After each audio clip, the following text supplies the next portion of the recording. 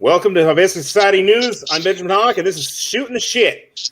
Tonight's episode, we're going to talk about police violence, how to avoid it, how to stop it, and what needs to be done to police officers that like to murder and get away with it, and what should we demand as a people? With me tonight is C. Sut. We got 40, and the other Joe. All right, fellas. So first, I want to start tonight off. Tonight is the 1-year anniversary of the murder of Breonna Taylor. So I just a quick moment of silence for Breonna.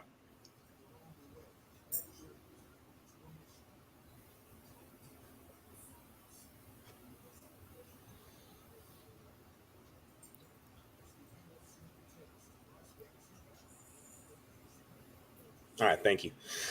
It's also, and yesterday was the 1 year, and 1 year we lost Duncan Lemp as well. Too many. Too fucking many. Too many. I'm gonna start the panel off. I didn't want to Google this because I didn't want to know. I didn't want to know. I didn't want to know. I didn't want to know how many people have been murdered by the police in fatal encounters. So I Googled it because we need to know. The people need to know. So I Googled how many people have been killed by police in America. According to fatalencounters.org, and they list, now not all the names are on here because some police departments withheld the names of people who were killed. But it doesn't tell you exactly what this date range, how far back this date range goes. However, 29,725 people on this spreadsheet. 29,725 people have been murdered by the police. That is unacceptable. That is unacceptable in any civilized society. Nobody. Now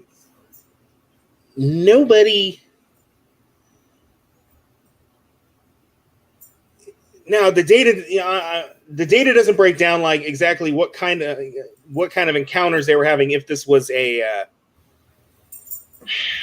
it doesn't say if these people were armed, unarmed, whatnot. But that's a shit ton of people. That is a shit ton of people.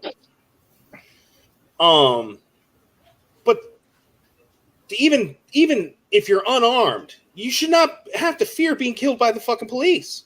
No, yeah, the right to due process is almost non-existent. That's what it seems like. To be summarily executed for doing something like illegally selling cigarettes on the corner, or having a dime bag of weed in your pocket, or jaywalking.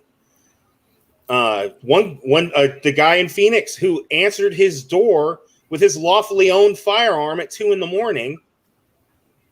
Yeah. I mean, the way cops knock on doors, I would answer with a gun too. You bang on my door at 2 a.m, you damn right I'm fucking coming out with a gun. Yeah. I don't know who the fuck you are. Yeah. Well, and I yell at friends and family that knock like cops. Hey, why you knocking like a cop? You just fucking scared the shit out of me. Yeah, exactly. I'm guilty of that. I knock like a cop, but I usually, if I know I do, so I go like, "Hey, it's Ben." Oh, okay, it's Ben. I announce myself. It really doesn't help, especially me personally, is that when I was in the Army, we were trained that doorways are just like fatal funnels. Mm-hmm. It's just like you walk into a door, you're a dead man walking, essentially. And now that you're asking cops to go do that to every home, especially knowing that a lot of police officers have military training or they've been in the military to some degree, that, hey, this little box that you walk through means you're a dead man. Like, there's a lot of psychological issues with going through that. Like there has to be a difference between police training and military training. Yeah, they're not supposed to be a standing army that's at war with their constituents. We're not even their constituents. I mean, the whole serve and protect thing honestly needs to be taken off of every fucking police car. What case law was it that deemed that police do not have legal obligation to provide police services or to protect you? Or have you guys heard of that? Oh, that was that was a Supreme Court case out of Florida after was it Sandy Hook? I think that reaffirmed it. Sandy Hook was in Connecticut, right? I'm not Was it sure. Connecticut? No, Sandy Hook was it was one of the Yeah, it was Marjorie's Parkland that was in Florida. Parkland. That was it. Parkland. After the Parkland shooting, the cop that cowered behind his car instead of Yeah, running that in and trying to save lives, they said the cops have no right to act. They don't have to. They don't have to go in and do anything. They can cower in fear. Yeah, it's been brought to Supreme Court numerous times now, and that was just one of the ones that just yet again affirmed it. Well, that's the same. Well, it's the same MO with pretty much all of them, because I believe the one in Colorado, same thing. Like they had a school resource officer that was there, and he was outside the whole time, basically like telling the actual cops, like, "Hey, look, like something's going on." Da da da da. Like, why not go in and see what the heck's up? Like, how can you fucking sleep at night? Which is crazy because these police officers have this whole idea of I'm here to protect the community, which is 100% okay. I'm 100% along with that. I'm on board with that. But they're the man with the gun that drives around your community. But if they see you getting the shit beat out of you in a fucking alley or in the middle of the street, there's nothing wrong with them just driving by and acting like they didn't fucking see it. But if they smell the hint of anything, they can arrest you when that's due process for them. That shit's kind of fucked. Yeah.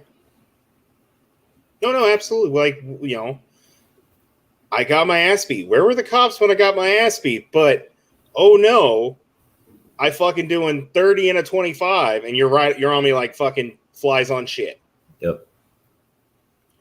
But, there's no money in beatings. There's money in traffic tickets and somebody on Twitter actually was like they showed all these watermelons that were full of marijuana. Somebody was smuggling weed in the watermelons. They're like, yeah, we got all the weeds. Okay, cool. And somebody made the comment like, well, what about all the trucks full of children that you can't seem to stop traffic? I'm like, bro, they're not going to stop it. There's no money in stopping trafficking children. Because you get the drugs, you get the drug money, and all that drug money they capture goes into they get to use it. It goes into, after it goes through the case and the budget, after it's done being evidence, it goes right into their budget. They get to spend it. Oh yeah, that right there. It's a racket. It's a lucrative racket. So I don't know if you guys remember this, but the DARE program was created by the same guy that pioneered the whole SWAT program in police forces. And that entire initiative was to stop drug-related crimes. That's the only reason why SWAT's there. Or the initial reason why SWAT's there is just to bust up drug rings. That's it. Not to help anybody, not to help hostage situations, just to make sure you're not smoking weed. So now your city has multiple armed, essentially platoons of people to drive around and fuck your shit up just because. You and your homeboys are sitting in there smoking blunts, and they come in with an MRAP busting down your door. Hey, you're drug ring. I love the DARE program. I didn't know anything. I love the DARE program because I didn't know anything about drugs until the DARE program, and then it taught me which drugs got me highest the fastest and cheapest. Yeah, so my whole thing is I've never once met a person go, hey, I did this drug and it was a horrible experience. I'm never doing it again. People do drugs because drugs are fucking awesome. Or they find out real quick they don't like them. It's crazy. Yep. It's to impose control on the people. Well, I mean, the whole drug policy, like the policies we came up with in the 60s for the drug laws, was developed by Nixon to try to go after the hippies and the Black Panthers. They used drug policy and law. They made them stricter, declared the war on drugs, and then they used the nightly news to vilify the anti-war movement with basically the hippies with marijuana and the Black Panthers with heroin, and used the war on drugs to, because they couldn't get them on First Amendment violation because there's no such thing as a First Amendment violation. So they used the war on drugs to arrest the leaders, plant drugs, and destroy their meetings and there's actually quoted the former CIA director was quoted saying this a few years back to somebody on NBC or something. I don't know. But it was interesting. It was interesting. I mean, and that's what really kind of woke me up to this whole, like, wow, the government does really fucked up shit. Yep. Oh yeah, don't forget the time that the Reagan administration, when he was still in office, to get his drug whole process going, and trapped a dude by buying or convincing a CIA agent to sell crack to a dude on the National Mall. Wow. Like, if you think all the Mexican and Colombian cartels are huge, like, you have to remember the CIA used to sell cocaine in the United States to be able to buy arms from Iran to give to pro-democracy rebels in Nicaragua. The whole Iran scandal. Yeah. I remember that. Yep. I mean, shit, I've seen pictures of soldiers standing and guarding poppy fields in, what was it, Afghanistan or something like that? There's actually a reason to that, and it's fucked up when you think about it, but there's a legal reason to it. There's a law in the books is that America is only allowed to buy opium for opiates, like medical or medication, essentially like painkillers, from countries that have historically produced it in the past. One being Czechoslovakia, or I take that back, the Czech Republic, not Czechoslovakia, the Czech Republic, Afghanistan, and I can't remember the third country on the top of my head. So in Afghanistan, it being a natural, historic producer of opium products is really a long-running war just to secure that shit at a cheap price. And this was all going on during the Obama administration, to where I can't remember if the surge of troops in Afghanistan when he was there or when he was running the war, where it was specifically, but if I remember correctly, it was along where those poppy fields are. That's fucked up. Lord. Well, see, I just don't understand why they don't just, like, why that's the thing. Why do you have to limit who can make this drug? You know, if it's a useful drug for somebody or a product that you can use to, a country can grow it, that's a third world country, but they don't have anything else to do. Well, let them grow poppy. Why can't I grow poppy? Or why can't you grow poppy? Why can't I grow poppy and supply to opioid companies? Shoot, that could be fairly lucrative. California grows poppies all the time. Yes, they do. Wrong kind of poppies, but I mean, yeah. Well, the opium plant itself is also super easy to grow. Like, theoretically, you could grow an entire poppy plant on your front windowsill. No, you can grow opium on the side of the highway. You can even just have a big truck just spray it on the side of the highway, and it'll just grow like a weed. God damn. I mean, because essentially that's what poppies are. They're just a wildflower weed. It doesn't take anything special.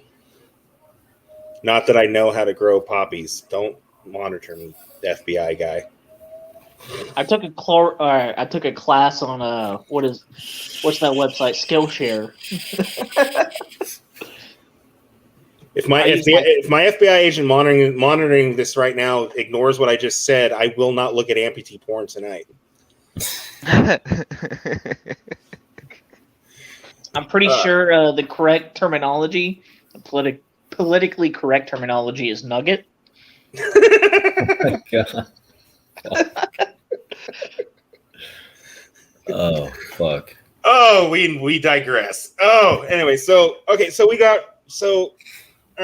we've had so many people killed by to go back to the topic at hand. We've had so many people killed by police. Too many people killed by police, and it breaks down. Ignoring the obvious, like, not to say that there's acceptable being killed, but if you pull a gun on the police in a situation where you're trying to actually kill the police, like how do I put this? So, I find it fine if a police officer is directly protecting his own life, because we've all seen the videos of like crazy people chasing cops down with knives and fucking broadswords and stuff like that. Yeah. Like, unfortunately, police aren't there to kill bad guys. Like, that's not their job at all. No. But they're there to, in theory, to protect the public. Right. Or if a cop takes a life to save an innocent person's life, that to me personally, I find that as an acceptable loss. But in the situation where somebody's unarmed, somebody's having a mental crisis, somebody's in all those other situations, there's got to be another way. Oh, right. Yeah, the Daniel Shaver situation, where the cop held the guy at point blank range for like hours until he could no longer physically comply because his body was just getting so fatigued, couldn't do anything. Then the guy fucking executed him. Yeah, and they were giving him complicated directions. They told him to cross his legs and then crawl towards them without putting his arms down and all this other ridiculous shit. And under such a high intensity situation, how is anybody gonna people say this all the time. Police are supposed to be like highly trained and shit, but then they expect everyday citizens to be able to maintain their cool under while having a gun pointed at them or something like that. That's not something everybody can mentally handle. It's fucking ridiculous. Well, and see, I've had people tell me to where, hey, you just need to comply with them if they're aggressive towards you and this and that. And, I understand what they're saying, but then there's also the point that I'd like to make, with those that I know I can debate with is like the Daniel Schaefer situation where you are complying, you're doing what you can. And that's the guy in the hotel hallway, correct? Yeah. And they're doing that or doing extra to where they're not de-escalating. They're definitely driving the whole situation upwards. Yep, exactly. Yeah. Well, and there's I saw somebody on Twitter posted a video of a kid. I think Bobby posted it on his Twitter of a kid in New Mexico. He's on the video was cops didn't know they were being videotaped because it was kids on an overpass. He's up on the overpass, and then they're down on the freeway below videotaping it. Hands up, his hands were up, nothing in his hands. They shot him. Police department, they're like, "Oh, we did our investigation and found that he pulled a gun on the officers." And then the video came out, and then they went, well, okay, we've reopened the investigation. Oh, we investigated ourselves and found no wrongdoing. Correct. And that shit needs to stop. Like that, I don't know about you guys. Now, and that's part of what I wanted to also bring up on the show is like possible solutions to find, to hold officers and departments accountable. and I've said this. I'm very, very public about this on my social media. I want a citizens tribunal board for police shootings. And when I mean a citizens tribunal board, I mean I want a citizen investigations. I want citizens to do the investigation.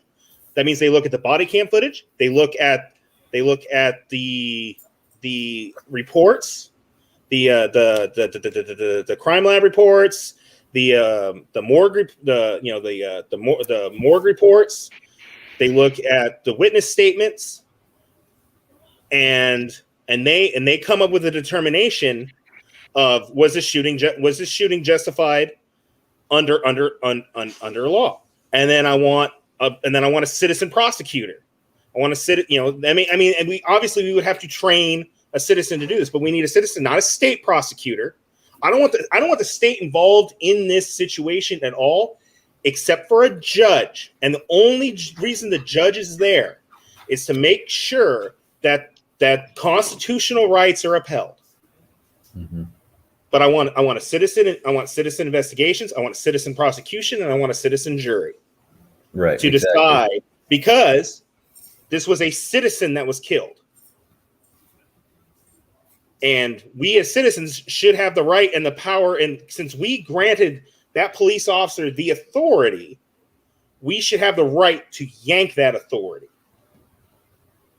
And that's something that I like. People should be demanding, is like, not just, I know some cities want an oversight committee, but I'm talking about actual authoritative board of citizens that actually investigate these events and have real world consequences for these officers. Yeah, exactly. Well, and So one of the big things I've noticed, I don't know how factually true it is, but a video that's obtained off the street that you put on social media, when somebody's going through a trial like this, that video is not necessarily court evidence. It's not recognized by the court unless a lawyer specifically says, I'm submitting this as evidence. Yeah, they could subpoena it. They have to subpoena it and go through the process to have it submitted and approved by a judge to be admitted as evidence, which then the prosecution has to subpoena it, and then the judge and then that gives the defense the opportunity to say, oh, we want this excluded as evidence. This is why. And then the judge decides. But in the way the process is set up now is you have a state employee, which is the police officer, who is defended by a state paid attorney, who's the defense attorney who's paid by the state. You've got a district attorney who's paid by the state. You've got a judge who's paid by the state. And then you have and if it's a jury trial, then you have a citizen jury. But that's it. But it's state. Don't forget that jury is specifically selected by the state too. By the state. Mm-hmm. So it's a state selected jury. So now it's a state versus the state. So where is the check and balance to represent the people? Yeah, there is no checks and balance on that. Exactly. Yeah, and when you have police, protecting other police, I mean, they see themselves as this kind of brotherhood. They see themselves as not being able to report other cops that are doing things wrong or so and so, because they think that they're going to get shit canned for it. And that's fucking ridiculous. It should be, excuse me, my dogs are fucking with shit. But that should be discouraged completely. I mean, to sit there and fear doing the right thing because you think that you're going to somehow face consequences for it, that in itself should show everybody what the fuck is wrong here. I mean, there's no way that people can't see that. I mean, so-called good cops leave the force in droves because they can't say shit when they see other cops doing shit that they know they shouldn't. Oh yeah, and we all mutually know one like that. He was a cop like 20 fucking years ago, as soon as he got out of the Marines. But he's seen some fucking shit going on and he fucking left. Like, what's the point? What's the point of being the moral standard for your community, but when everybody else around you forces something else? Oh, and how many stories do we hear of cops getting busted for child pornography, child prostitution, adult prostitution, organized crime? I mean, it runs rampant through departments across the country. Like, and then you have these police unions that sweep this shit under the rug, Police unions are the big. I mean, they're honestly they're the biggest racket of organized crime. They shouldn't. Police unions shouldn't even exist. There should be no union for public any kind of public employee. There should be no union for that. You work for the people. If you don't like working for the people, you don't work for the people. Go work privately. Go be a security guard somewhere. Go work at a Costco. I don't fucking care. Right. You And know, if you want to impose force on people, go join the fucking military. Like, I mean, like, it's like that's why people become cops nowadays. I mean, some people, they have this fucking, complex that they got, and they got right out of high school, and they're like, oh, I'm going to go be a police officer because people just treated me like shit the last 5 or so years of my life. So now I'm going to go impose my, authority on innocent people for the most part. Like, so being in the army formularly is that the quality of people that we had when I was in and the people that we have that are in now is phenomenal and exceptional. These are some of the most brightest and disciplined people that you've ever seen in an organized military force in the existence of the entire world. But your local cop, police officer, peace officer down the street can take like a 6-month class and expected to be a moral standard, the ethically. Oh, fuck, I don't even know how to ethically superior. Yeah, ethically superior person. You're supposed to trust that guy with 6 months of training versus the guy that's going, hey, I'm supposed to travel across the world and do God knows what. No, you're right. And then when it comes to like levels, when it comes to levels of police levels of like who I trust to serve the people more, sheriffs, constables, and then that's it. And the only reason I trust sheriffs, constables more than I trust like police chiefs, and here the reason this is my reasoning behind that. Sheriffs and constables are voted in by the people. You don't get hired as a sheriff. You're voted. You run for election. You run for the office. You have to build the confidence of the people to be a sheriff or a constable. You serve the people. If the people lose confidence in you, the people will fire you. Police chiefs are selected by the government. So who does this police chief serve? Do they serve the people? Or do they serve the mayor? Well, and the wait. city managers? Unless you're in what is it, Portland or Seattle, where the police chief is the mayor. Like they have this weird thing to where. Wait, what? Yeah, the mayor. The mayor is the police in charge of the. That actually brings up a very good point, though. How the fuck does that not have a conflict of interest? How does that not have a conflict of interest with a police chief who's hired by the mayor? That does bring up a good point, though, is that metropolitan police or policing forces of that nature are essentially private armies for a city. Yeah. Yep. That's where I was going with that. Yep. It's like that's exactly what our founding fathers warned us about, having a standing army amongst the people. And that brings me towards like allocation of funds. Like you said, they only get 6 months of training. If they didn't have fucking MRAPs and all this other bullshit that they insist that they need so much, they could have more money and funds to spend on actually training their officers, de-escalation training, crisis intervention officers. I mean, all this kinds of shit. Like, I don't necessarily think that you can send a social worker into some situations because I don't think that that's an appropriate environment for somebody like that. But if you're going to be somebody with a badge and a gun, that can't be your only solution to every problem. I mean, it shouldn't be seen as a solution to a problem. I mean, like there's no There's no hand-to-hand combat training that's to be spoken of because, I mean, half the time there's not even health standards.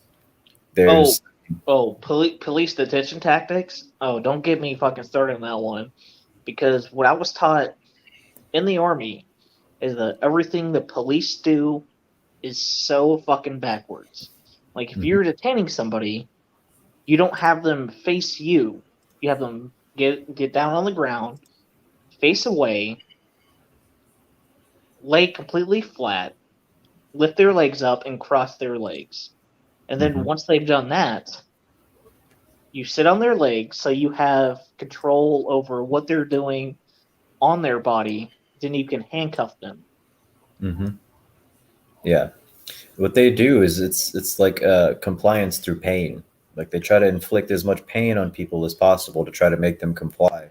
And I don't know about you guys, but I can't, like, there's certain ways that people can't bend their fucking arms and things like that. When they're yelling, stop resisting, it's because you're about to break their fucking bone or something. There's no other way that they can bend. It's just, and that's a big thing, like with what was I'm done flexible, prior? but I ain't no fucking Gumby. A CO, like a corrections officer, like they have no training on detention like that as well, because they'll tell you the same thing, you know, quit resisting, and they're like, literally, so like if my arm was behind my back, they're like taking your arm up your back and trying to like twist you this way and pull you that way, and it's just like, yo, you can't do that to somebody, especially somebody who like me, maybe I'm skinny, you know, and I've wrestled for a long time, so I'm used to that, but a dude who's 100 pounds bigger than me and his arm barely, you know, is gonna bend even that much. Like, you can't do that to him. no.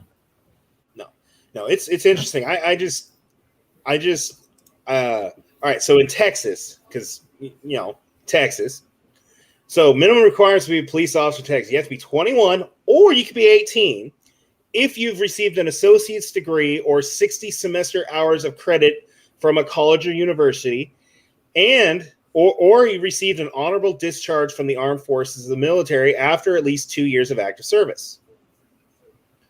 You have to have a high school diploma or GED, be a citizen, never been convicted of any family domestic violence. But you have to be able to drive. You have to have a driver's license. You can't be barred from possess. Basically, you have to have a clean record. Clean background check, so you have to be able to own a firearm. You pass the background check, meet medical and physical, psychological requirements. Have an honorable discharge from the military, if applicable. Complete the basic licensing course, which I'm going to see what that is, and then you have to pass a test, the state licensing test. I'd like to know what kind of psychological test that they're giving people, because that's what I was going to ask too. Yeah. Personally, I know for a fact, like I've had to go through state sanctioned psychological evaluations for several different reasons, and it's quite easy to lie your way through that shit. I mean, like it's pretty fucking easy. If you know what you're doing, if you have any idea what you're doing, if they're not hooking you up to, like, and even lie detector tests can be fooled. It's just, like, what kind of fucking questions are they asking people where people that are clearly not capable for this shit are getting through? Like, there was a video of a cop that literally had a mental breakdown and started firing his fucking gun into the air. I don't know if you guys have seen the video of that, but he was chasing some woman into like a trailer park or something. And he just started screaming and just starts blasting off shots because he had a fucking mental breakdown. And this should be something that's repeated, you know, like quarterly, annually, something not when like something that. happens. Okay. Exactly. Okay, so here is how long is police training in Texas? 36 weeks or 1,431 hours. That's it. That's I think welding school is about that same amount of time as well. And I think barbers barbers have more training. Yeah. Paramedics have more training. Mm-hmm. My mechanics training was 2 years to get my mechanics certificates was longer than this. Like, there's so many more skills out, like less important career, like not in less important careers, but less psychologically and physically demanding careers that have way more training than this. I mean, plumbers go through more training than cops do. Is that Yet echoing? cops are responsible for people's lives. And they're out there taking people's lives. And it's like, well, no shit. They're taking people's lives and they're in fear for their, using the excuse of, I was in fear for my life. Because they have no fucking training. They get a basic crash course in law enforcement. Here's your gun and a keys to your patrol car. Thanks for coming out. Now go write some tickets and make us money. It's bullshit. It is bullshit. They're hardly law enforcement. They're policy enforcers. Like they just Or civil ticket writers. Right. You know, one of the two. Like I don't trust the police to even know what laws they're supposed to be upholding for the most part. Well, and one thing I wanted to touch on with all this is like we were going over the list. One thing to add to that requirement, honestly, that would help a whole lot, and obviously it would have to start small, like kind of city, county level stuff like that, but would be like to make officers have insurance before they can even be an officer. Have a private insurance company. So if this officer is a liability, he's been out there and not necessarily will say that to killed somebody twice and both times it's been justified, but third time he goes crazy and does kill a couple people. Well, to the insurance company, or if I was an insurance company, that dude would be a liability. I'm not going to insure him, and then it would be up to like the city or the counties to say that, hey, if you're a police officer here, you're going to be insured. To me, that's a sort of a solution. And I heard it on a podcast like a few years back, and when I heard it, I was like, hey man, that's actually a pretty decent idea. I like that idea. Had a lot of progressive ways to stop this, because we're having this conversation, and to even have this conversation is kind of disgusting. How to prevent a police officer from killing somebody. That's right. We shouldn't be having to have this conversation. Nurses have to have personal liability insurance. I mean, because doctors have to have malpractice. Police officers should have liability. Should have to have liability insurance to cover. So when they do kill somebody in a fatal encounter, the city doesn't pay out. The cop pays out with his policy, and it goes up and up and up. And eventually, if they do it too many times, they can't afford it anymore. They can't be a cop. Yeah, because every time we see some kind of story, like I'm pretty sure with Derek Chauvin, the guy who killed George Floyd, he had a record. He had like multiple occurrences of shit like this happening. And if it keeps on happening and there's a pattern of this shit, I mean, come on. Why is this guy still on the fucking force, allowed to be out there with a gun walking around? Like, so I do want to play devil's advocate with this, though. Is that, say you have a good peace officer, police officer, or law enforcement, but they're constantly put into situations to where they're right, not only legally, but morally and ethically. But every time they do something, they're taken to court and they have to pay legal fees for that court. But they're in the right, no matter how you look at it. What do we do about protecting those guys? Well, and the way that I thought about it, and that was hard for me at first, and then the way that I had to start thinking about it was kind of like car insurance. So I know, like, when I was first started driving, if you and I got in an accident here in Texas, it was like both of our faults, and both of us got basically dinged on our insurance. When my most recent accident, basically they found her at fault, and nothing went on my record as far as my insurance. So say that it was justified, and that's what I'm saying. Like, say that these cop like something is happening, but uh, like if it's ever unjustified and you have that record going, like the insurance company has that record of that. It's not like somebody's not like just brushing it off and saying, oh, that 36 times later, we have a Derek Chauvin. Yeah. So what I'm saying is, let's use Derek Chauvin as an example. Let's say that everything that has been brought to Derek Chauvin has been lawfully, morally, and ethically in the right. But he had all those cases brought against him. What do we do for that guy? Well, but that's what I'm saying. Because as far as what that, I'm understanding from what you're saying is, if this guy is seen as a problem, he's just kicked to the side. No. So okay, and that's I guess, and I'm glad you're asking because Old didn't Yeller. explain it as well as it's in my head. But basically what I'm saying is if it's justified, like you're talking about, like it doesn't go on your official record.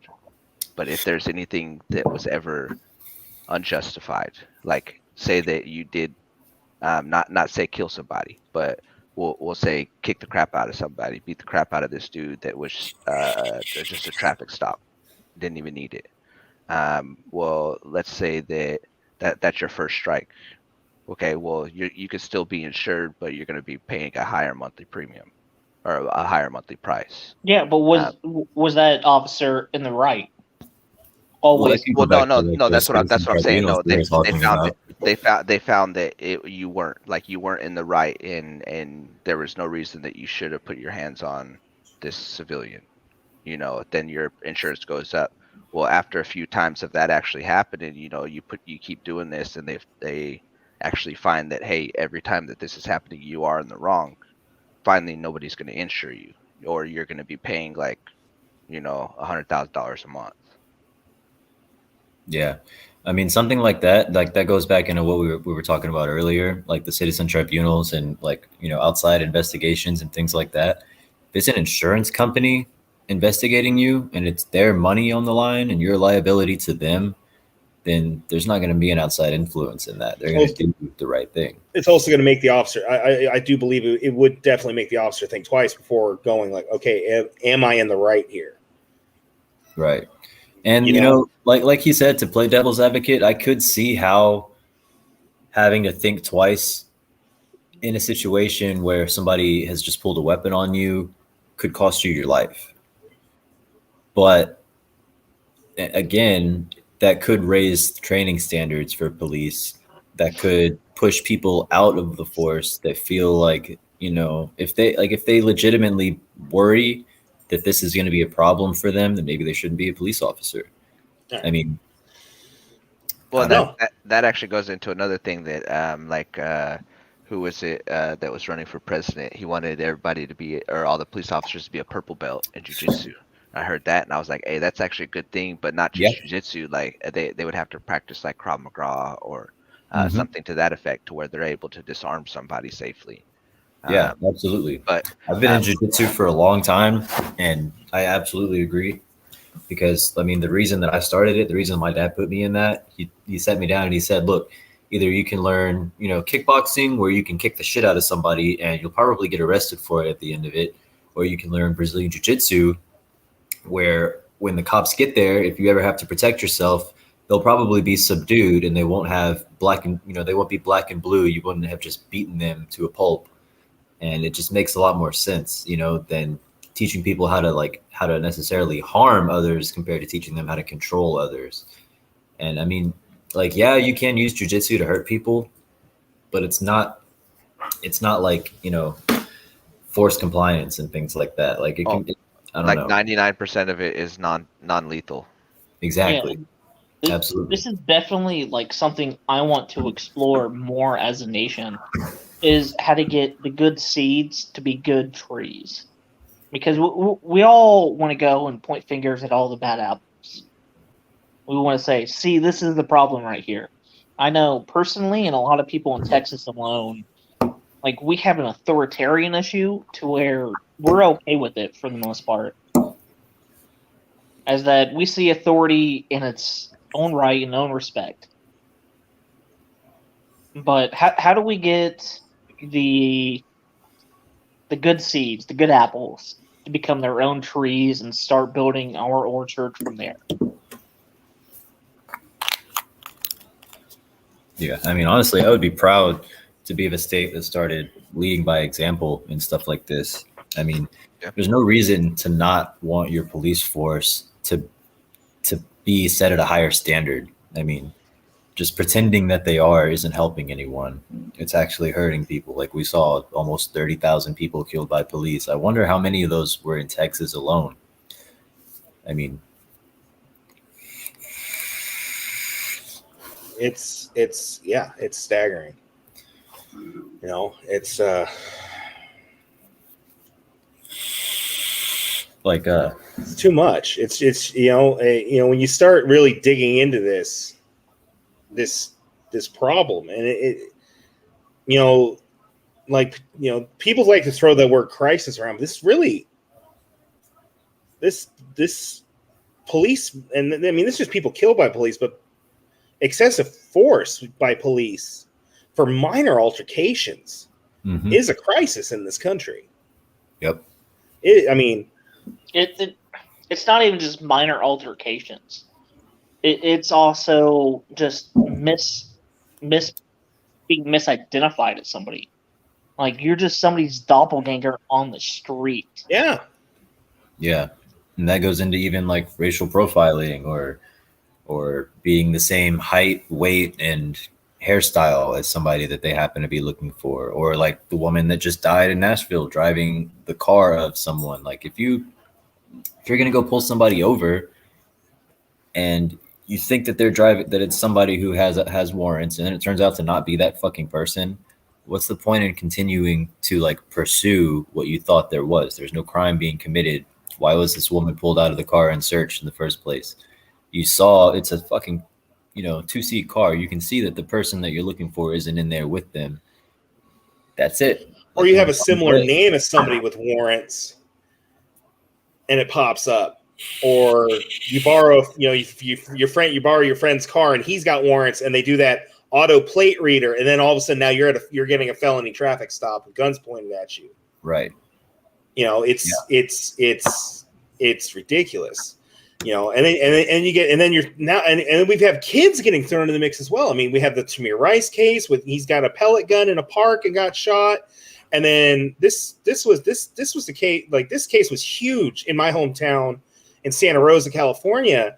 The Andy Lopez shooting. Now he had an airsoft gun that looked like an AK-47, and he was walking home with it. And he was just walking through a park. He was not doing anything wrong. He just walking home after playing at a friend's house with 13-year-old kid. They were shooting the airsoft gun. He was walking home with it, and two sheriff's deputies stopped him, and a couple cops see it. They freaked because it's missing the orange tip, so it looked real from a distance. The cop, Deputy Gelhaus, gave him the command to drop the weapon. The kid, not knowing what's going on, he just turned,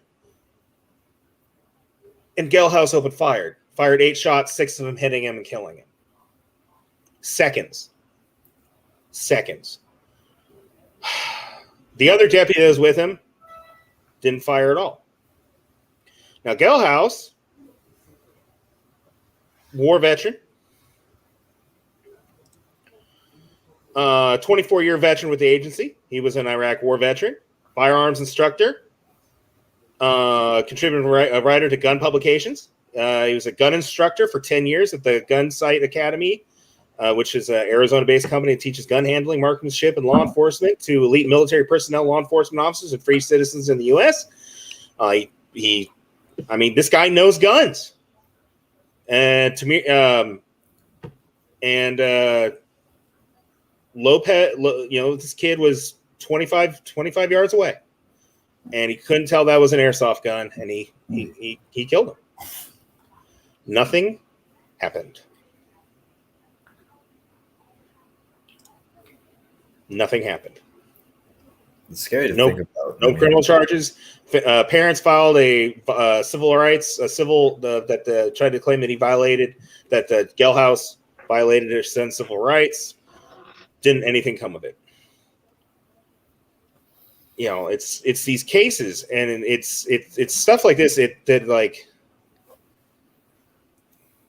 sickens me.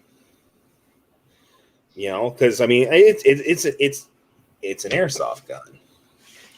I mean, I'm no weapons instructor. I don't have that training, but I mean, I've got 9 years of security training. I've had guns pointed at me. I've had BB guns and airsoft guns pointed at me. I know the difference. I can tell real quick by the difference when I see the barrel. Mm-hmm. Or I see the base. I can identify those little differences. I can identify those little differences from pretty far away.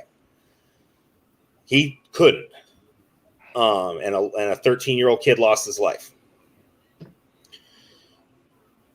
But but then once again we have the state investigating. Now this in California, when there's a shooting, when there's a police involved shooting, they have another department does the investigation. So Sonoma County Sheriff's the shooting involved. They were the department involved with the shooting. So Santa Rosa Police Department did the investigation. But of course, we investigated one of our fellow officers and found that we had no wrongdoing. Yeah. Please do not have civil disobedience, as we are here to protect and serve you. We have your best interest at heart. It's a fucking shame.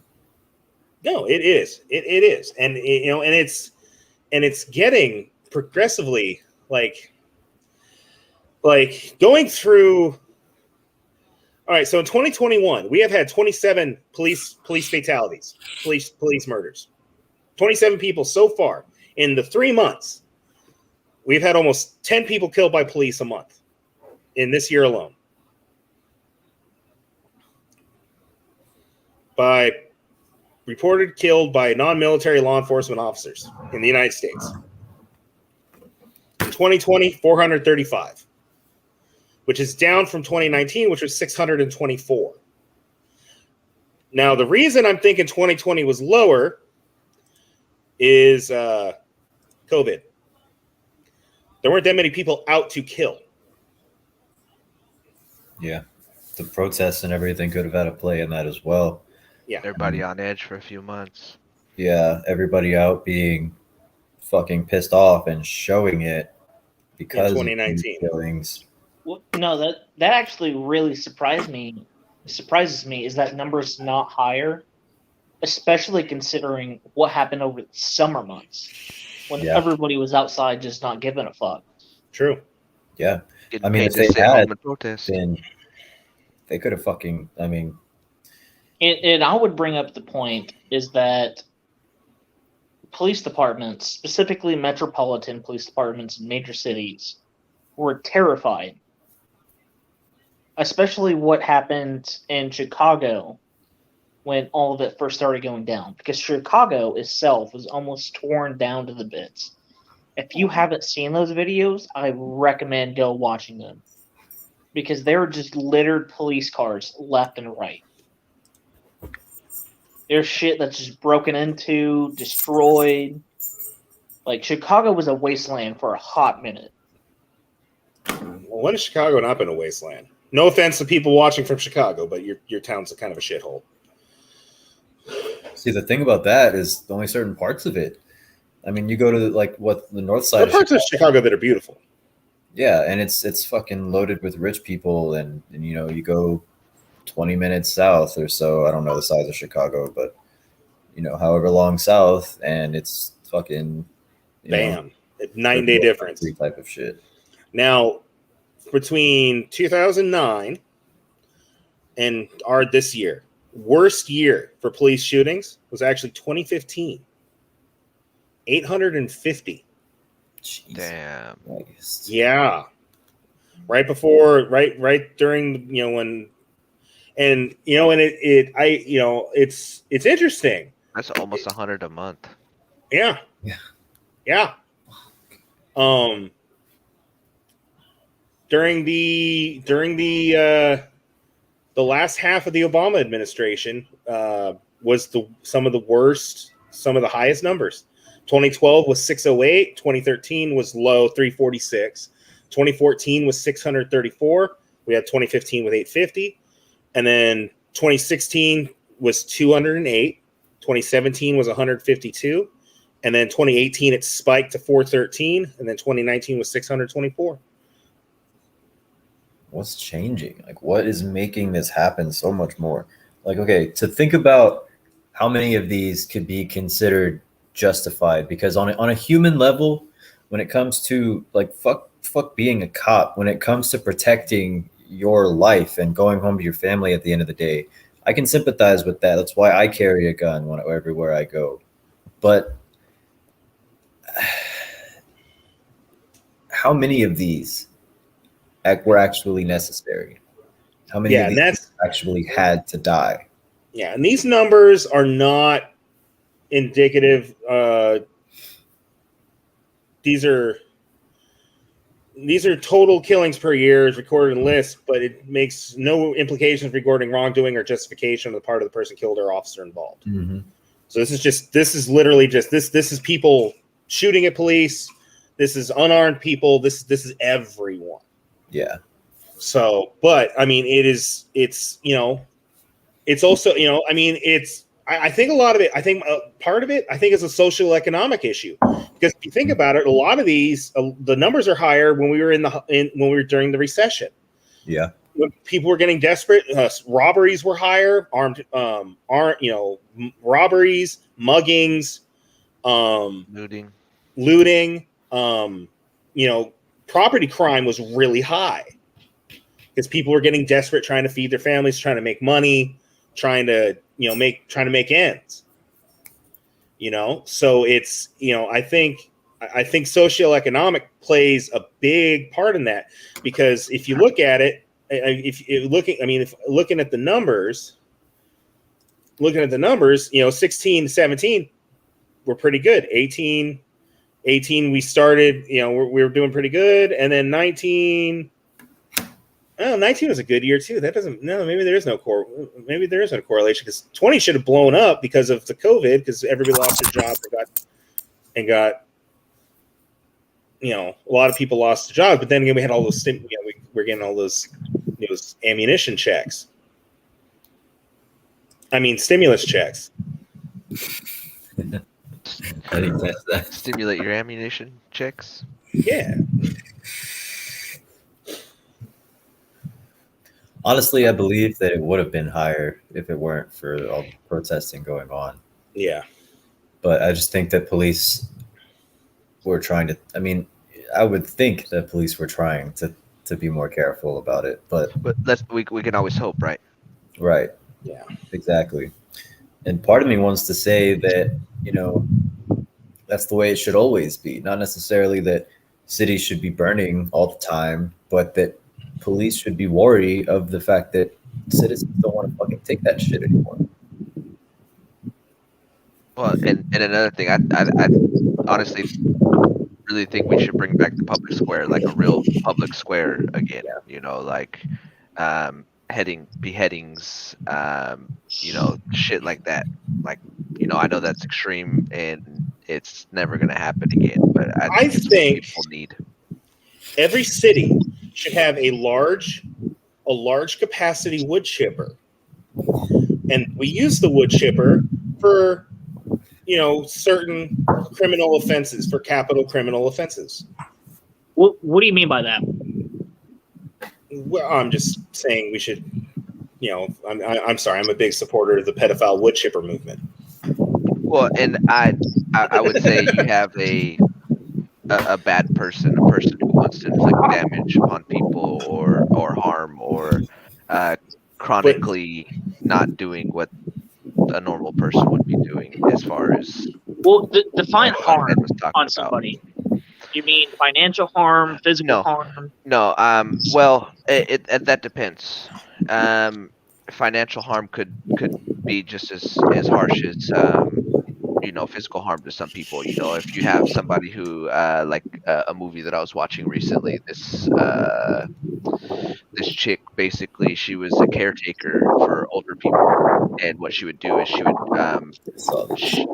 she would go after these people who had money, and basically they weren't sick or stuff like that, but she would have a doctor basically say, hey, these people are sick, so then she would become their caretaker, and she'd be able to drain their bank accounts, take whatever they had. Well, she messed with the wrong person, and she was basically a Jane Doe, and yeah, I don't want to ruin the movie for everybody, but yeah, Really good movie. that's basically a bad person that could Spoiler alert!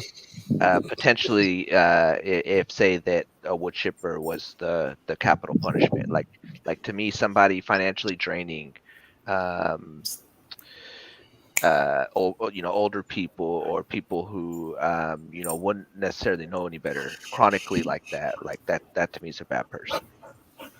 I see where you're going with this, and I kind of, town squares used to have the stocks, where guys who would steal from stores, the punishment would be like you would spend whatever 24 hours, in the stock in the stocks, chained in the stocks in the town square, where people would throw rotten food at you or mock you or whatever stuff, like public shaming, and that Or fingers, hey, you can't steal stuff if you don't got fingers. true, yeah, I know. Well, then they do stuff like that in I think they still do that in the Middle East. Like if you steal from a store, they cut off your hand. Yeah, I So don't know about a I'm going to hand. be honest. I'm not trying to live under Hammurabi's law or his law. Neither am I. So I'm Yeah, going to say I disagree with that. those, these things could be easily. those I would say misused. are I will say the direction our country has gone in with what crimes we get upset about and punish harsher than other crimes is completely fucking skewed. Yeah. The simple fact that, like, if I get caught with a pound of, depending on what state I'm in, if I get caught with a pound of weed, I could look at 10 years to life for being, let's say I've got little baggies of scale and a pound of weed. Now I've got possession with intent to sell, and I'm looking at life in prison. But if I molest a little kid, I can get 8 years out in 2 or probation. For probation. Yep. There's something fucked up with that. Yeah, the drug war itself is just a completely fucked concept. And honestly, nobody's outraged about that. Nobody's talking about it, and nobody's pointing it out. I would beg to differ, because everything I've seen on Facebook and social media is that people are really fucking outraged about this, to the point to where how many states have legalized marijuana itself or decriminalized use of drugs? Yeah. Right, but then as soon as like a famous person gets caught on Epstein's list, they don't want to talk about it. Or as soon as somebody finds, you know what I'm saying? They're focusing on the one thing. It's cool. They want, they're legalizing the weed, and they're dropping it on the victimless crime, but we're not getting harsher on crimes that have victims that affects a victim's life for the rest of their life. Right. Like that. I mean, like, you do shit to a kid as a child, it fucks them up for the rest, unless this kid is fortunate enough to get really good therapy and has a really good support network. They are fucked for the rest of their, they end up, the case where they end up, as drug users themselves, adults, or, end up as predators themselves, or prostitution, abusive relationships, being abused again. I mean, their lives are fucked, and the people that perpetrate these heinous crimes are getting off scot-free for the most part. Yep. Like that brings to mind Brock Turner. The guy who, like he raped a woman behind a dumpster or something like that, and he didn't even see prison time. Oh yeah, because he was rich and white. Yep. And that goes into and I know it's a hot button issue when you start talking about systemic racism. But our system is systemically racist. It's also socioeconomically biased because Yep. if you're rich, you're going to get off. If you're white, if you're rich and white, you're going to get off. If you're rich and a person of color, you're going to get off a little bit easier. If you're not rich but you're white, you're going to get off a little bit easier. And if you're a person of color, you're fucked. Yep. See it all. I mean, you see it all the time in cases. If you watch, you watch any of those court TV or any of those things, it's like, they give, white guy with drugs, he gets to take a class and, gets released on his own recognizance, and then the black kid gets caught with drugs and he gets a $10,000 bond and held for the same exact offense. And even the white kid could have more drugs on him, but he still gets ROR. Yeah. And it's like, what's a good explanation for that? There's no possible justification for charging two different people separately for the same fucking crime. Well, and I'm in not all sure. honesty, I believe that it comes down to an armed community is a safe community, because before the whole, I don't really have a better word for it, the George Floyd debacle, is that in Minneapolis there was a child sex ring house, essentially, that was caught by multiple members in a majority black community, to where people were abducting children and teenagers and having them used. And I apologize for that term because I don't know a better one, to where there were mattresses and walls stained with blood.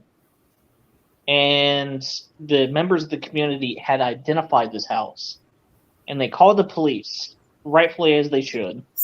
And the police walked inside the house, investigated it, and found nothing wrong. Walked out. And then I remember that. Yeah. Didn't they burn it to the ground? They did. The community, right? Yeah. Yeah. Good. If that's what it takes, so fucking be it. I mean, if the police aren't going to do anything about it, then, well, somebody has to. Yep. No, I'll say it right now. In my town, if we had something set up like that in my town, and if it was next door to me and somebody burned it and I knew about it and somebody burned it to the ground, and I didn't see shit. Yep. I know nothing. I saw nothing. I heard nothing. I'd just be making sure that somebody had some aloe vera. I didn't, I damn will be calling the cops saying what's going on in that house, but if it burned to the ground, I didn't see shit. But this is my point, is that even though that house may have been burned to the ground, it's still, how many more like that exist? How many more communities out there have witnessed and seen shit like that hasn't been reported on? And these communities are almost defenseless, especially in major metropolitan areas, to where having a gun is a crime. And they can't do anything to protect their own communities. They can't identify these people. They can't stop these people. And they have to rely on the police, who have time and time again proved themselves to be corrupt. Corrupt and useless. Yep. No, and that's police and the governments and police. Which government? When I say governments, police are government. Governments derive their power from the people. Their power and authority are granted them by the people for the benefit of the people. When the government fails to benefit the people, it is up to the people to revoke that authority and power, and it's up to the people to reinstill a new power. One that will serve the people. Whether that be another government or something in that stead. If that's taking action on your own, you see some, for evil to prevail, all it takes is for good men to do nothing.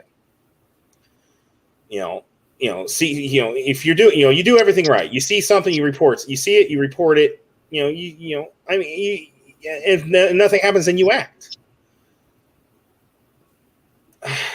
It's frustrating. It's frustrating because you hear, I don't know about you guys. I'm one of these guys. Like, if I see shit, I do something about it.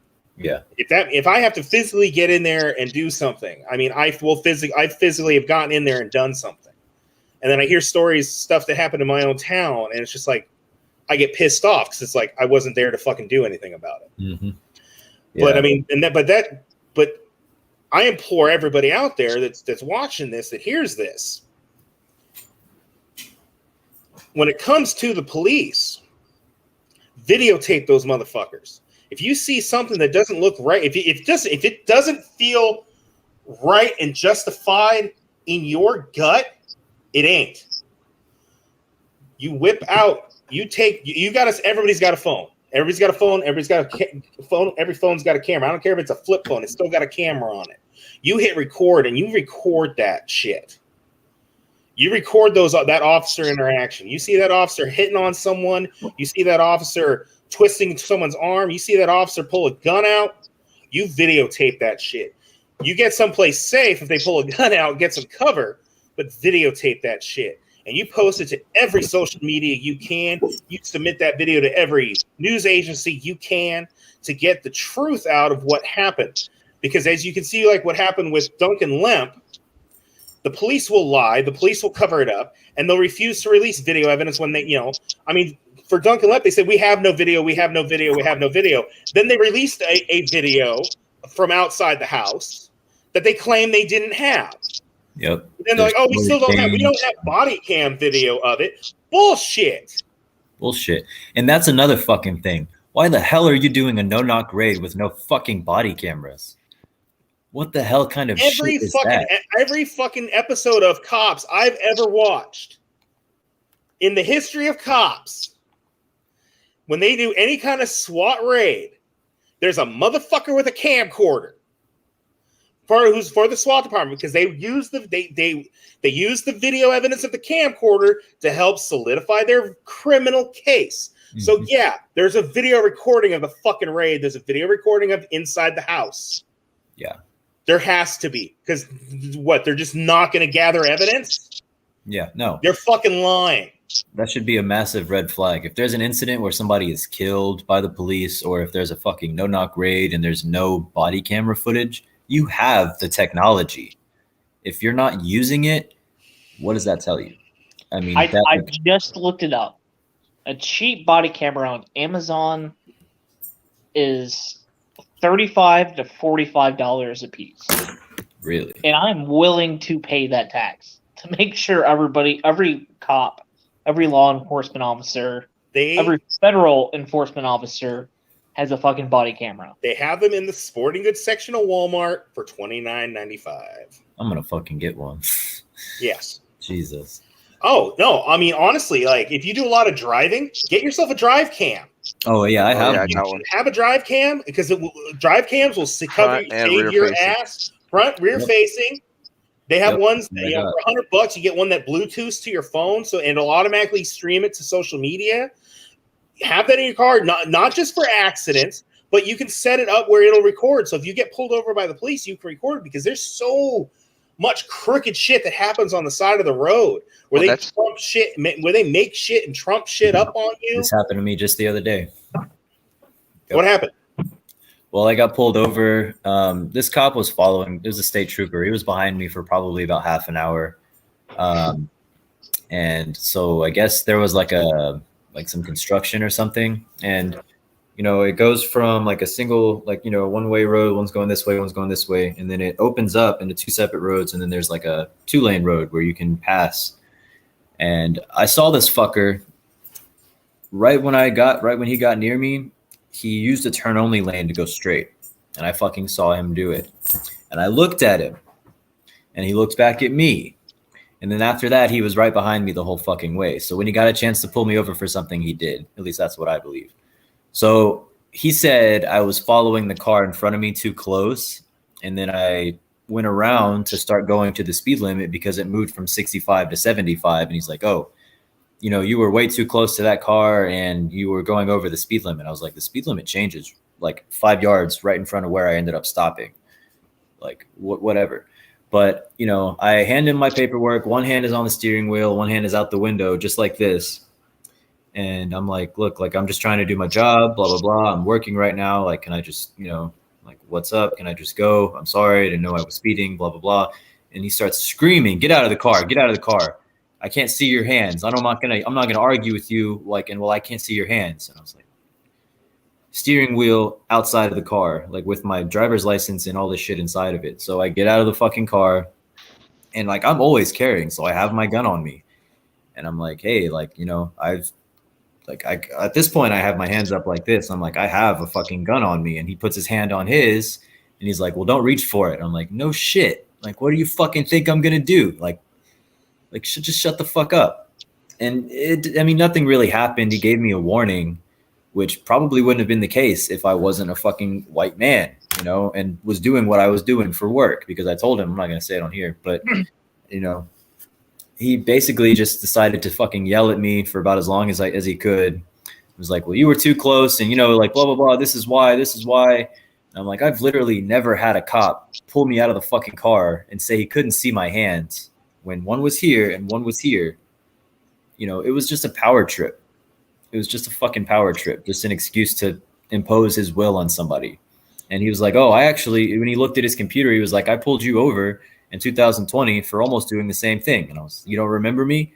No, I don't fucking remember you. Like, what? How the fuck? You're not that memorable, motherfucker. Like, I've been pulled over by a lot of asshole cops. Like, I don't fucking remember you. But, that makes me think of just cops going on power trips. That makes me think of that David Ware situation. Do y'all know what that is? Or who that was? Go ahead and refresh us. He's the one that ended up shooting 2 cops because initially he got stopped because he made a right turn on red, which is legal. And the cop was, my guess, speeding, and he, didn't have enough time to slow down or something, because he was, in my opinion, probably going over the speed limit, because cops do that shit all the fucking time. So he pulls this guy over and he's like, oh, you pulled out right in front of me. And the guy was like, I can turn right on red. I didn't think you were, he thought he was just fine. He turns that into towing the guy's car, trying to make him get out of the fucking car, and arresting him because of a fucking traffic violation. He saw on his record that he had like prior like drug paraphernalia charges and shit like that, and that was his ticket to ride. So that traffic situation, which in my view was a fucking ego trip, the cop was probably speeding and got pulled out in front of, so he got pissed off. That escalated into David reaching under his seat and shooting the police chief, or I think the captain, and that cop. One of them died. And I mean, like, I'm not gonna like say that he made the right decision. Was this the incident in Oklahoma last year? I think so, yeah. In Oklahoma, where he like shot the cops and then he jumped in the other dude. Like there was a car that came pulling up and then he jumped in the car and he took fucking off. dipped. Yeah, he called his friend and he was like, "They're violating my rights. Like, please help me." And like just the way that this guy was screaming, like he was fucking terrified. Well, for like 5 minutes too. Like he was scared. They pepper sprayed him several times. They were trying to yank him out of the car. He was like, I just got this fucking car. Like, just give me a break. I'm just trying to go home. I got people waiting on me. And part of me is like, I wonder if that cop that survived and the family of the cop that died think that it was actually fucking worth it. I mean, like, they really could have just let the guy go on his way. And I'm not saying that he made the right decision by killing the guy, but they have to see that when you impose violence on people like this because of ego trips, that sometimes that's what's going to fucking happen. You rise to this violence and somebody else is going to rise to that violence as well. Exactly. Yeah. They weren't de-escalating the situation by any fucking means. They were just escalating and escalating and escalating until eventually the guy was I mean, I guess in his mind, put in a situation where he had to protect himself. Oh, and I mean, a lot of these situations. I mean, over what, a $150 ticket? Right. Right. Like you're going to escalate to violence over Well, that's just because the guy mouthed off over a $150 ticket. that's Right. actually something I wanted to talk about as well, is because a few years back in White Settlement, Texas, of all Oh, good old places. White Settlement, the most Yeah. racist name for a town that's not racist. Oh yeah, there So was that church shooting there, right? yeah, Yeah, actually that's that was well, and well, I won't go into that. yeah. But Sorry. anyways, so I'm coming home from work one day, or I was on break, and I knew I had expired insurance, so I knew it was a matter of time. If a cop got behind me, he was pulling me over. All right, cool. So I'm literally pulling into my driveway, and I knew there was a cop that was chilling back at an apartment complex, and I knew he was like coming up on me. I didn't realize that he had actually pulled into my driveway behind me. So I'm getting out of my car, and I see his lights on in my driveway. Like as I'm getting out of the car, I see it like in a reflection of the rearview mirror. So I'm not gonna stop what I'm doing, and then be like, oh crap, like close my door, and then him run up on me. What are you doing? Da da da da da. So me being me, I proceed to get out and face him. And mind you, I'm kind of in a hurry. I have a 30-minute break, and he's already up on me, yelling at me, telling get back down, or get back in the car, get back in the car. And my first reaction, I had my vape in my hand, and usually they're totally black, so I didn't want the cop thinking that I'm pointing a gun at him or something like that. So I hold my vape up, and I hold my other hand up, and I was like, hey, what's going on? I didn't even get what's out before he's grabbing me, slamming me up against my car, and calling for backup. Officer needs assistance, and drags me to the back of my car, like slams me up against the car, and he's like sitting there talking to me, or saying something to me, and his assistance comes flying down the road, and as he's flying down the road, a matter of seconds, as he's flying down the road, he goes, hey, everything's good. And like at this time, I'm already talking shit to him, you know and I'm having to de-escalate the situation, because this cop is like pissed off at me for I don't know what. And at this point, I'm like You got tapping. out of your car. How dare you? And yeah, On your for own real. property. And I'm tapping his hand right here, and I'm like, yo, get your hands off me, get your fucking hands off me, please. You're like, whatever, because he's sitting here pressing me up against the car. And eventually, after things calm down, he tells me that he thought that for his safety, that's why he did all that. Because I asked him, hey, this policy for a simple traffic ticket, you're gonna escalate this and put your hands on me, or assault me. That's why I kept saying assault me. And he was like, oh, I thought you were running. I thought you were getting out of the car and you were running, because you pulled into this driveway pretty quickly and got out of the car like that. And I was like, okay, well, so if I was running, why would I turn and face you? Why would I shut my door and face you? If I was running, I would have just darted. But basically, he ran it down as he didn't assault me. That he was doing his job. He kept reiterating that, and I didn't understand why. So later on, when I called my lawyer, he was like, he kind of blew it off, and it was kind of weird to me. He kind of blew it off, and he was like, yeah, I got a couple other ladies that might be able to handle this case for you. And I was like, all right, you know, I'm fine with paying my no reg, or my no insurance and expired driver's license, because I had moved from Colorado this way, and so I'm fine paying those tickets. Cool, I did that. And I kept reiterating it to these two lawyers, and they kept wanting to tell me, no, hey, we'll go ahead, pay me $300, and then the other lawyer was like $500. Pay me this money, and we'll go ahead and fight these tickets. No, no, no, no. I don't want you to fight these tickets. I want to go after this cop because he decided to assault me. Oh, well, let's fight these tickets, and we'll talk about that afterwards. No, no, no, I'm good. So I just went ahead and paid the tickets.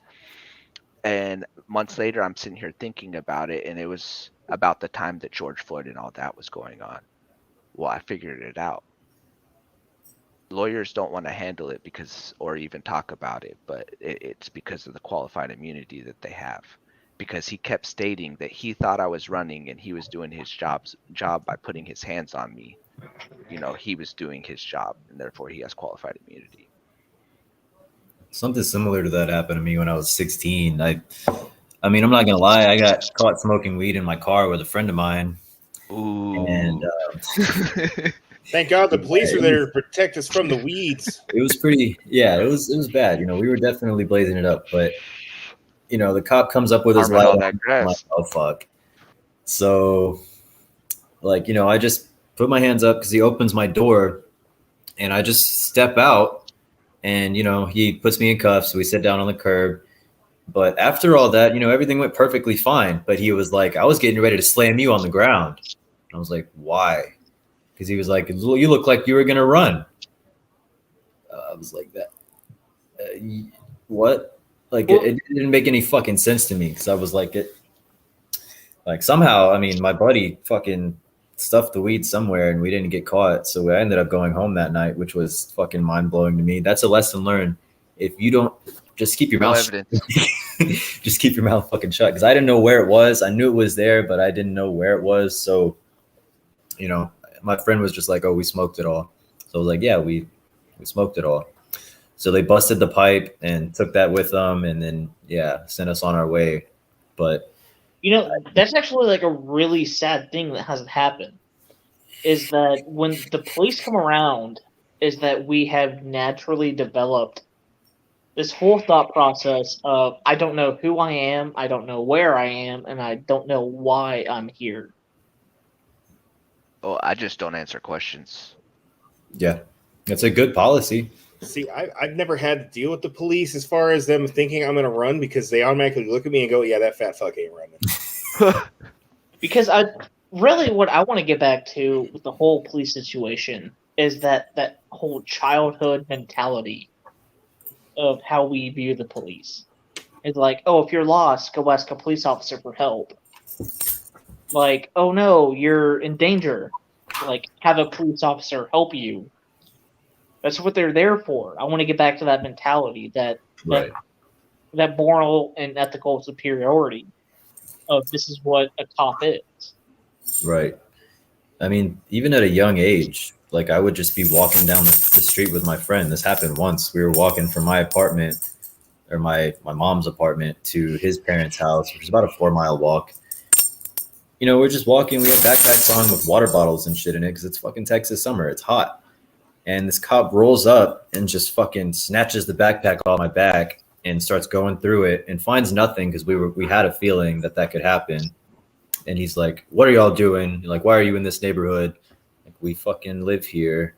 Like, we're not doing anything wrong. Just completely violated our rights. And I didn't know that at the time, because I was a fucking young teenager, and, just sent us on our way because we didn't fucking do anything wrong. But he had no right to do that. And that was like a kind of an eye-opening point for me. It was like, you can't, like, why the fuck would he do that? Why did he do that? Oh, yeah, no, I completely agree with you, because when I was like 12, 13 years old, like 15 minutes from where I lived was a Sonic with a batting cage.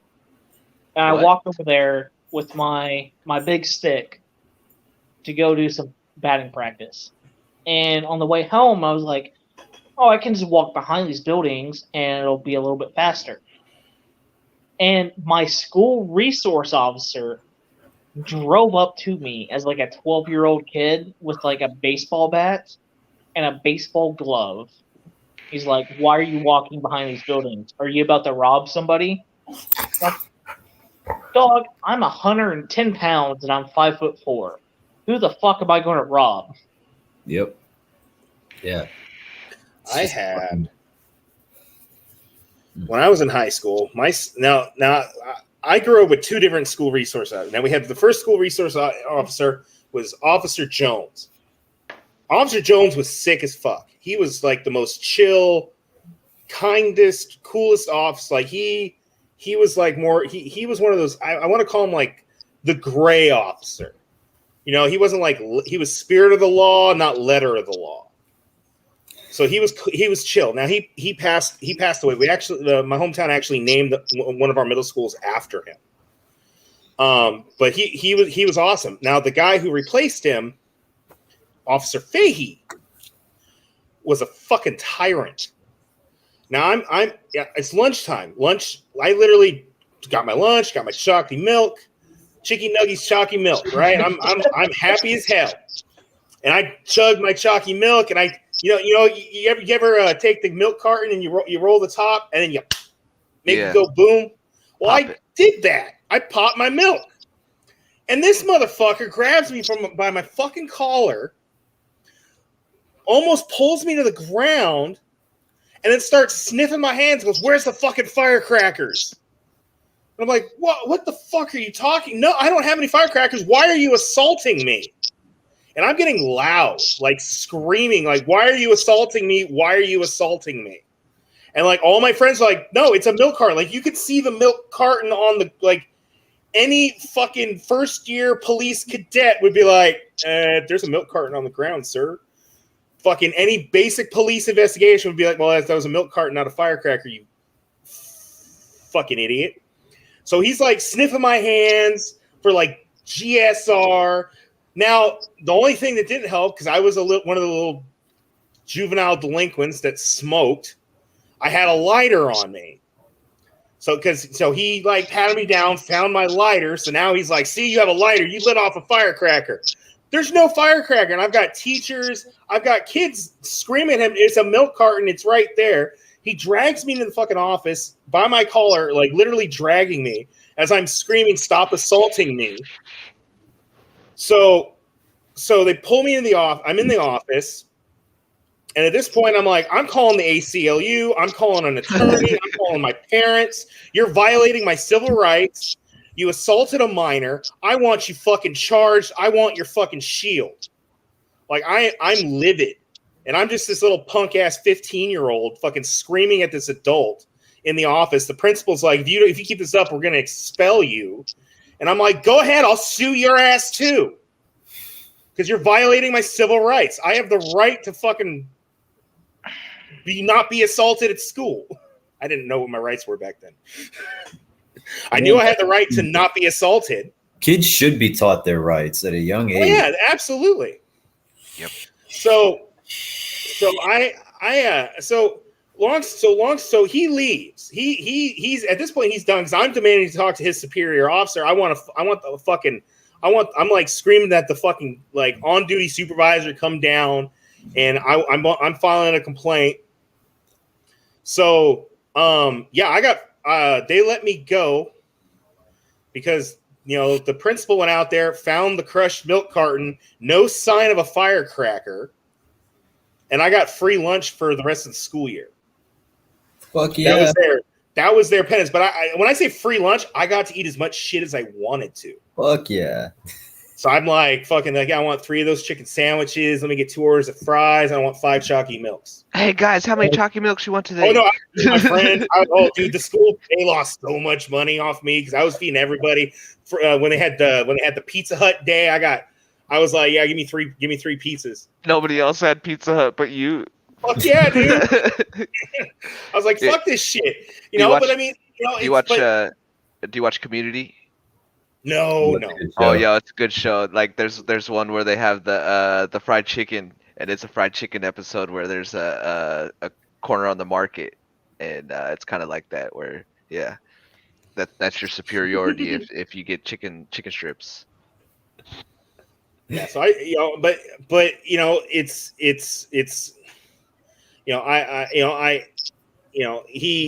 when it comes down to it, he violated my Fourth Amendment right. He violated, I was detained for an extensive amount of time. He violated my Miranda rights. I was never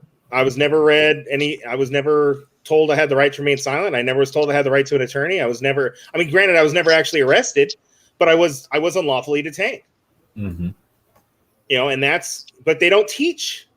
They teach U.S. government to kids in high school, but they don't teach you your basic Bill of Rights Right. and what your rights are, etc. And there's a reason for that. They want to dumb down. They dumb down the education system.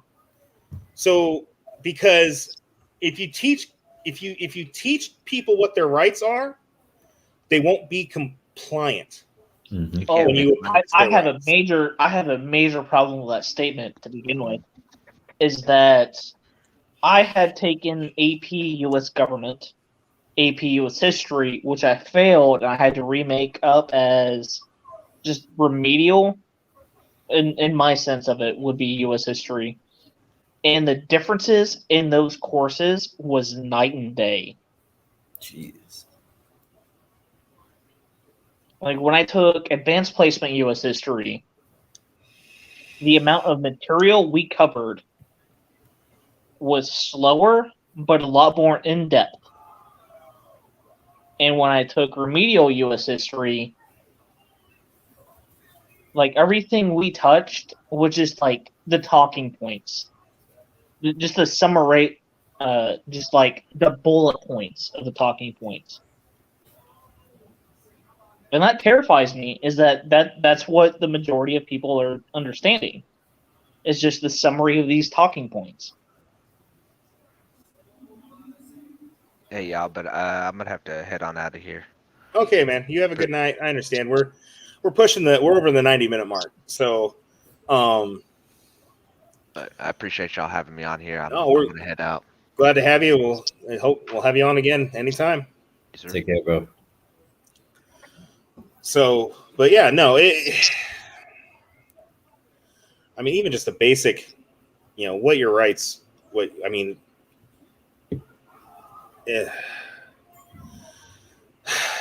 So I don't know. We're kind of winding down now on the show. So let's, you guys got any final statements you guys want to make, and then we'll go ahead and we can wrap this up. Yeah. So mine is that we've identified a problem. We've more or less identified how to fix it, but we haven't identified how to protect the people that are trying to do their job. And we definitely need a lot more conversation and a lot more thought process into that. Yeah. Because we can't just say, abolish the police. Like that's not really viable. I mean, as great as it sounds, it's simply not viable. We can't say defund the police because that won't get us anywhere either. I mean, there needs to be an oversight on how police funds are allocated. Like, there needs to be better training. I mean, there has to be a way to wind down who is really there to do their job and who actually wants to do the right thing and who's there to abuse their power. I mean, yeah, I'd definitely be more in favor to not a reform, but a reorganization of how policing powers and policing forces work. right. No, I agree. I mean, look at what happened to Chaz. They made in Seattle. They made Chaz a policeless environment. And what's the first thing they fucking did? Hey, Yep. Who's got security experience? Because we need to make a police force.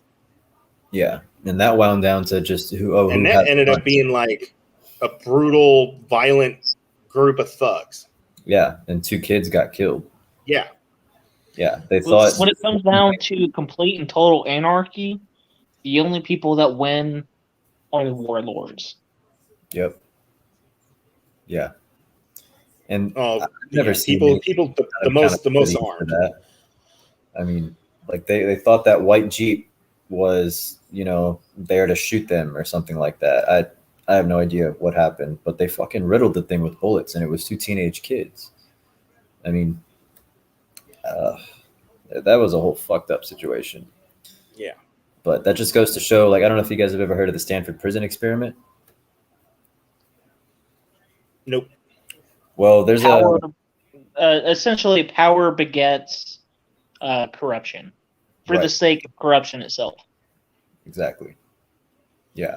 And putting people in a position of power in and of itself, there's gonna be people that abuse it. I mean, it's just like a human psychology kind of thing. Like some people will abuse it, and that's exactly what we saw in Chaz. I mean, Yeah. they went from like, oh, like we need the police to do better and we're going to have a society or a community without the police, to being worse than, I mean, maybe not worse, but as bad, if not worse than the police were. And I've never seen any accountability for that, for those two kids that lost their lives over that. I've never seen anybody. No, that whole situation has been buried and nobody talks about it. And it's still going on. I mean, Minneapolis, they just passed, like, there's like the George Floyd family got like a $27 million settlement, which is great. But $500,000 of that is funding the autonomous zone that's at where George Floyd was killed. And I don't know, I guess I don't really know enough about the situation that's going on there right now to make that much of a comment. But I didn't even know there was an autonomous zone there. Yeah. Yeah. That's how little I never even heard there was one there. I didn't know. Yeah. And I mean, it's being state funded now. It's a little crazy. I mean, I definitely need to learn a little more about what's going on out there before I can really touch too much on it, but sounds like a topic for another episode. Right. Absolutely. No, yeah. I mean, I lean more towards ACAB. But I don't want to paint all police with a swath, because I know that there are good cops out there. And cops do need to be able to defend themselves. Right. I mean, part of me is like, more people like us should be police officers, but then it comes down to we're upholding and enforcing unconstitutional laws from the get-go. I can't. Yeah, well, I can't in good conscience. I can't in good conscience be a cop and enforce laws that I don't agree with. Exactly. There is a group out there that is pushing for a privatized police force to be upheld on a moral, ethical, and financial standard called Liberty Vanguard. And that's what their entire goal is to correct a lot of the policing issues we have right now. I need to look into that. That's pretty interesting. Oh yeah, I know Liberty Vanguard. They're good folks. They're really good folks. I